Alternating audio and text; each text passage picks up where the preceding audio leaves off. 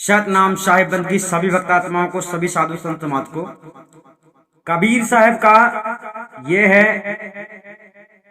असली बीजक, और आपको जानना है सदगुरु कबीर साहब का 600 वर्ष पुराना ज्ञान कैसा था और आजकल लोग कैसा ज्ञान दे रहे हैं, अर्थात इस वाणी से आपको स्पष्ट हो जाएगा। सबसे पहले वाणी समझते हैं। आंधर गुष्टि सृष्टि भई बौरी, तीन लोक में लाग ठगोरी। ब्रह्मा ठगो नाम कह जाई, देवता सहित ठगो त्रिपुरारी। राज ठगोरी विष्णु पर परी, 14 भुवन केर चौधरी। आदि अंत जाकी जलक न जानी, ताकि डर तुम काहेक मानी। वह उतंग तुम जाति पतंगा, यम घर कियो जीव को संगा। नीम कीट जस नीम पियारा, विष को अमृत कहत गवारा। विष के संग कौन गुण होई, किंचित लाभ मूल गौ खोई।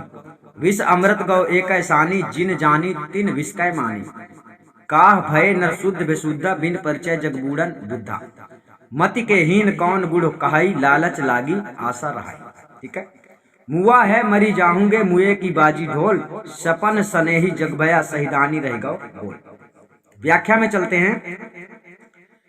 ईश्वर के विषय में तथा मुक्ति के विषय में अंधों के समान अनिश्चित बातचीत में समस्त दुनिया दीवानी अर्थात पागल हो गई है और तीनों लोकों में ठगाई लग गई है। अतः संसार के अंतर्गत मानव प्राणी, हिंदू और मुसलमान आदि लोगों की भावना तथा विचारों के अनुसार ईश्वर तथा मुक्ति के विषय में विभिन्न प्रकार से विवरण किया जाता है। सर्वप्रथमतः वेद, उपनिषद तथा दार्शनिक ग्रंथों में एक निर्गुण निराकार ओम ज्योति स्वरूप ब्रह्म निरंजन को ही जगत का सृजन करता ब्रह्म ईश्वर सिद्ध किया है। इसी बात को सदगुरु कबीर साहब ने भी कहा है कि एक अंड ओमकार से तब सब जग भया पसा। किंतु पुराणों में कहीं विष्णु तथा कहीं शिव, शक्ति, सूर्य, गणेश आदि को ही सृष्टि करता ईश्वर सिद्ध किया है। इसी प्रकार अन्य मतावलंबियों ने भी अपने अपने मत के अनुसार भिन्न भिन्न ईश्वर सिद्ध किया है। हिंदू सनातनी लोगों का कहना है कि 14 लोकों के ऊपर दिव्य परम धाम में दिव्य साकार देहधारी ईश्वर विद्यमान है। इसी प्रकार मुसलमान लोगों का कहना है कि हमारा खुदा 7वें आसमान पर रहता है। ईसाइयों को देखिए, वह भी 4थे आसमान पर ईश्वर सिद्ध करते हैं। इत्यादि कहाँ तक कहा जाए। इसी प्रकार मुक्ति के विषय में भी लोगों के विभिन्न प्रकार के विचार हैं। अद्वैतवादियों का सिद्धांत है कि तत्वमसि आदि महावाक्यों के द्वारा ईश्वर और जीव की एकता करके अपने को स्वयं अपरोक्ष ब्रह्म स्वीकृत कर तथा ब्रह्मांडी तुरीय भूमिका पर सोहम का चिंतन लक्ष्य करने से ही कैवल्य मुक्ति की प्राप्ति होती है। कोई मियादी मुक्ति मानते हैं कि वेदों का अध्ययन करने से तथा यज्ञ आदि करने से और त्रिकुटी से सहस्त्रार तक ओम शब्द का चिंतन करने से ज्योतिर्मय ईश्वर की प्राप्ति होती है।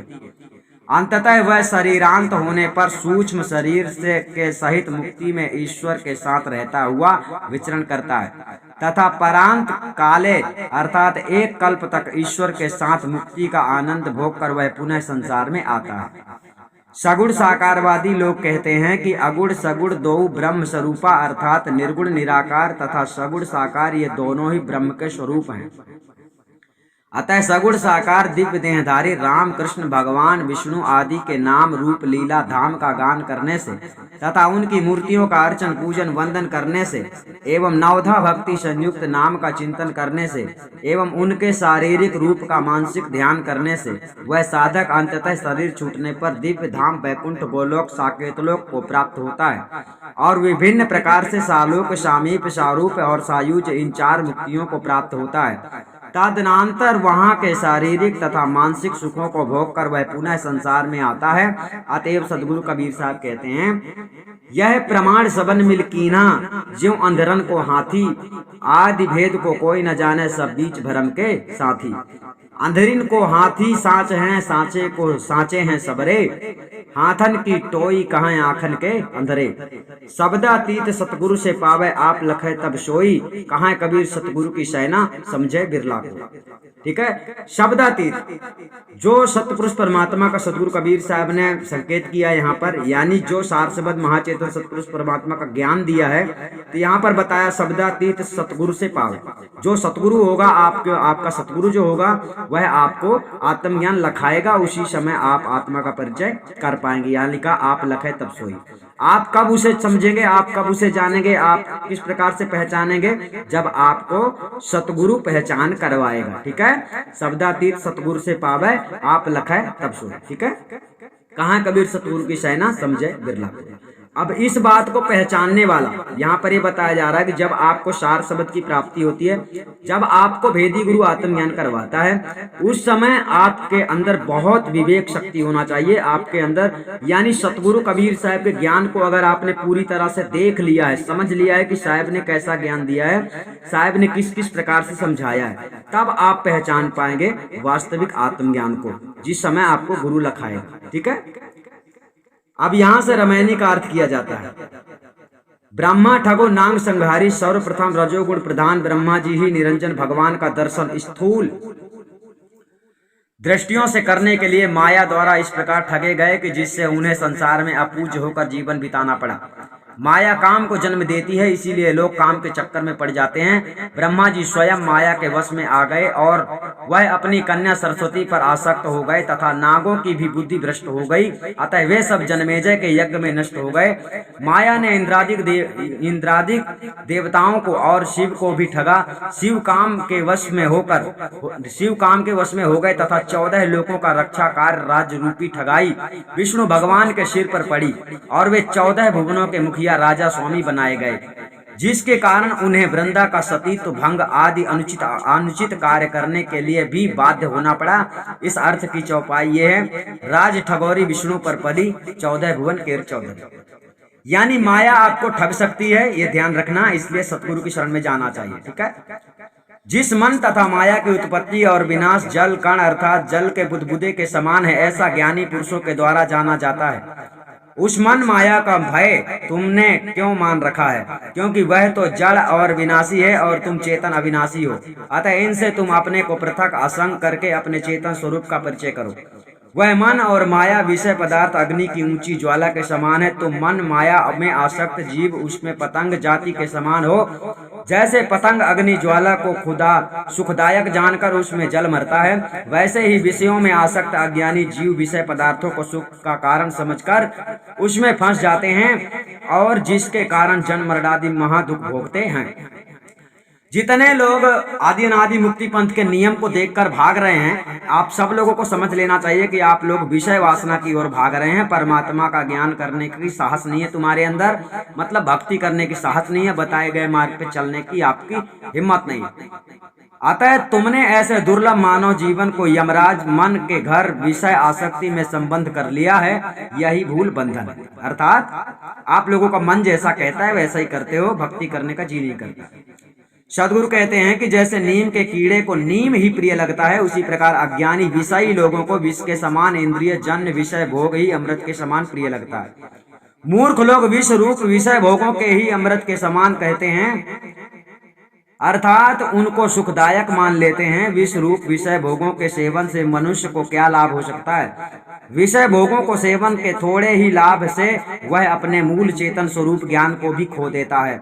विष रूप विषय भोगों के साथ तुमने अमृत स्वरूप अपने चेतन आत्मा को भी सान दिया, अर्थात मिला दिया।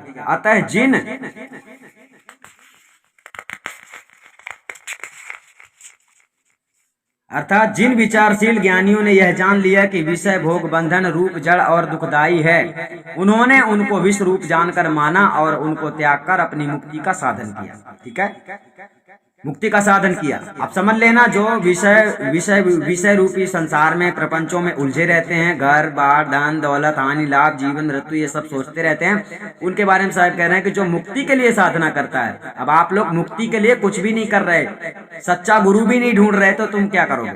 सदगुरु कबीर साहब कहते हैं कि हे मनुष्य, तुमको यह देव दुर्लभ ज्ञान प्रधान मानव शरीर मिला है, ऐसे समझ कर ज्ञान प्रधान मानव तन को पाकर भी तुम समझ तथा ज्ञान विहीन क्यों हो गए हो? क्योंकि जो बुद्धि युक्त आत्मज्ञान से विहीन है, उसको मनुष्य तन पाने से क्या लाभ हुआ? अतः जब तक आत्मा तथा सत्य पुरुष परमात्मा के स्वरूप का परिचय ज्ञान नहीं होता है, तब तक मुक्ति अर्थात जन्म मरणादि बंधनों से छुटकारा नहीं हो सकता है। ठीक है, आपको ध्यान देना है। साहब का कहने का तात्पर्य आत्मज्ञान करो, आत्मज्ञान का परिचय करो, और ये परिचय करवाने वाला काम आपका गुरु के बिना हो नहीं सकता है। ठीक है, अतएव तब तक वह अज्ञानी लोग इस भवसागर में डूबकर महान दुख भोगते हैं। जो मनुष्य सद्बुद्धि तथा आत्मा एवं परमात्मा के स्वरूप ज्ञान से विहीन है, उसके कौन से गुण की प्रशंसा की जाए, क्योंकि वह तो झूठी आशा और लालच में लगा रहता है। सदगुरु कबीर साहब संसारी जीवों को आत्मा तथा परमात्मा का स्वरूप परिचय के लिए उपदेश करते हैं। सदगुरु का उपदेश क्या था, ध्यान रखना। सदगुरु ने ऐसा नहीं कह दिया है कि आत्मा परमात्मा का तुम्हें केवल परिचय करना है। सतगुरु कबीर साहब का उपदेश ही है, मतलब मूल ज्ञानी साहब का ये था कि आत्मा परमात्मा का परिचय करवाना। ध्यान रखना, साहब का उपदेश यही था, ठीक है। हाँ, परमात्मा का स्वरूप परिचय के लिए उपदेश देते हैं। सतगुरु कबीर साहब का यही उपदेश था कि आत्मा परमात्मा का परिचय करना है। ऐसा नहीं बोला है साहब ने कि आत्मा परमात्मा का परिचय करने के लिए कुछ करो, ऐसा नहीं है। साहब ने खुद ही आत्मज्ञान करवाया है, इसीलिए आप लोगों को भी बताया है कि आत्मा परमात्मा का स्वरूप ज्ञान करो। और आत्मा परमात्मा का स्वरूप ज्ञान प्राप्त करने के लिए सच्चे भेदी सतगुरु की शरण में आपको जाना पड़ता है, साहब ने ये बताया। और आजकल के लोग आत्मा परमात्मा को ज्ञान पाने के लिए क्या करते हैं, कोई तंत्र मंत्र बता देता है, जाप सिमरन साधना बता देता है, जबकि साहब ने ऐसा कुछ नहीं बताया। साहब का उपदेश क्या है, आत्मा परमात्मा का परिचय। वो आप कर नहीं पाते हो क्योंकि नकली पाखंडी गुरुआ लोग आपको आत्मा परमात्मा का ज्ञान नहीं करवा सकते हैं। साहब कहते हैं, हे मनुष्य, तुम सृष्टि काल से पहले भी बार बार मर चुके हो तथा आगे भविष्य में भी बार बार मरते रहोगे। इस वर्तमान शरीर के मरने का भी ढोल बज रहा है, अर्थात दूसरे के साथ साथ तुम्हारे शरीर में भी केश पकना, दांत टूटना, नेत्र की ज्योति कम होना आदि मरने की निशानी दिख रही है, अर्थात मृत्यु की सूचना मिल रही है। इसलिए अब भी आंखें खोलो, कब तक मोह जाल में फंसे रहोगे। इससे निकलो और आत्मा तथा परमात्मा के स्वरूप का परिचय करो, जिससे तुमको सत्य सुख की प्राप्ति होगी। अतः मृत्यु की सूचना मिलने पर भी समस्त संसार सपने का प्रेमी बना हुआ है। जिस विनाशी मिथ्या पदार्थों से लोग प्रेम करते हैं, वह सब एक दिन छूट जाते हैं। सबका केवल वाणी मात्र ही स्मारक चिन्ह रह जाते हैं, ठीक है। अर्थात लोग केवल आपको यादों में रखते हैं, आपको आपका नाम जो आप जीवन में हैं, कुछ ना कुछ तो जीवन में करेंगे, तो कुछ लोग आपको वाणी में याद रखेंगे, आपकी कुछ बातें याद रखेंगे अगर आपने कुछ अच्छा बताया। तो यहाँ पर साहब क्या बता रहे हैं, साहब का कहने का तात्पर्य, आप अपने जीवन से संघर्ष करते हो, घर परिवार सबके लिए हर काम विषय वासनाओं को पूरा, विषय वासनाओं में लुप्त होकर आप लोग बहुत परिश्रम करते हो। परंतु रही बात जब मुक्ति की, तो मुक्ति की साधना को करने के लिए आप सच्चे सतगुरु की शरण भी नहीं लेते हो, डर जाते हो। और अगर ऐसा करते हो तो ये आपकी कमी है। सतनाम साहिब बंद की, हम आपको फिर मिलेंगे।